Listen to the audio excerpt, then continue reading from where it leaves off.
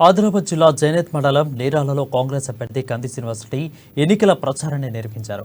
కాంగ్రెస్ అధికారంలోకి వస్తే 6 గ్యారెంటీలు అమలు చేస్తామని చెప్పారు. మార్పు రావాలి అంటే కాంగ్రెస్ రావాలని పిలుపునిచ్చారు. తనకు ఒక్క అవకాశం ఇవ్వాలని, భవిష్యత్తు తరం మేలు కోసమే తను పోరాటం చేస్తున్నానని చెప్పారు. జోగురామన్నను ఓడించాలంటే చేతి గుర్తుకే ఓటేయాలని అన్నారు. జోగురామన్న 9 ఏళ్లలో ఎలాంటి అభివృద్ధి చేయలేదని, ఆదిలాబాద్ ప్రజలను మోసం చేశారని అన్నారు. కాంగ్రెస్ అధికారంలోకి వస్తే అనేక సంక్షేమ పథకాలు తీసుకొస్తామని కంది శ్రీనివాసరెడ్డి తెలిపారు.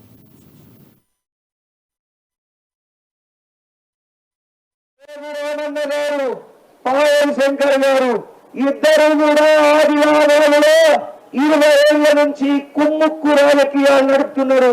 వీళ్ళిద్దరూ ఒక్కటే, ఇద్దరు తోడు దొంగలే, ఇద్దరు ఆత్మ ఒక్కటే, శరీరాలు వేరని మీకు చెప్పిన అదే ఇప్పుడు నిజమవుతున్నది. పాయల్ శంకర్ గారు అనే వ్యక్తి ఎప్పుడు ఎమ్మెల్యేగా గెలవడు.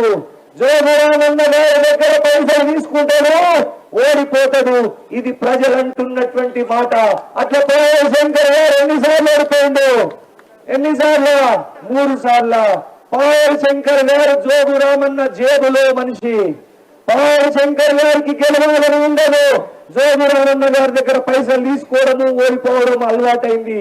ఈసారి కూడా ఎన్ని కోట్ల రూపాయలకు ఒప్పందమైందో మనకు తెలియదు. కానీ పాయల్ శంకర్ గారు ఫోన్ చేస్తున్నారట. ఆయన దగ్గర ఉన్నటువంటి కార్యకర్తలకు ఫోన్ చేసి చెప్తుండట. ఏమని చెప్తుండట? ఇట్లాంటి భూమన్న కాక లాంటి సీనియర్ కార్యకర్తలకు, బీజేపీలో ఉన్న వాళ్ళకు, ఓ భూమన్న కాక మనం గెలుస్తలేము. పాయల్ శంకర్ ఫోన్ లో వాట్సాప్ కాల్ మాట్లాడుతుండట రికార్డు చేయకుండా. ఓ భూమన్న కాక మనం పువ్వు గుర్తు గెలుస్తలేదు, మన ఓట్లన్నీ జోగురామన్నకు గుద్ది తీయమంటుండట పాయల్ శంకర్.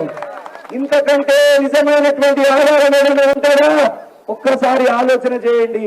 పాయల్ శంకర్ కు ఓటు వేస్తే ఆ ఓటు మన ఇంటి సండాసన వేసినట్టే మురిగిపోతుంది. ఆ ఓటు మీ ఓటుని వృధా చేసుకోవద్దు. జోగురామన్నని కసి తీరా ఓడించాలనుకునే ప్రతి ఒక్క వ్యక్తి కాంగ్రెస్ పార్టీకి చేదు గుర్తుకి ఓటేసి గెలిపించాలని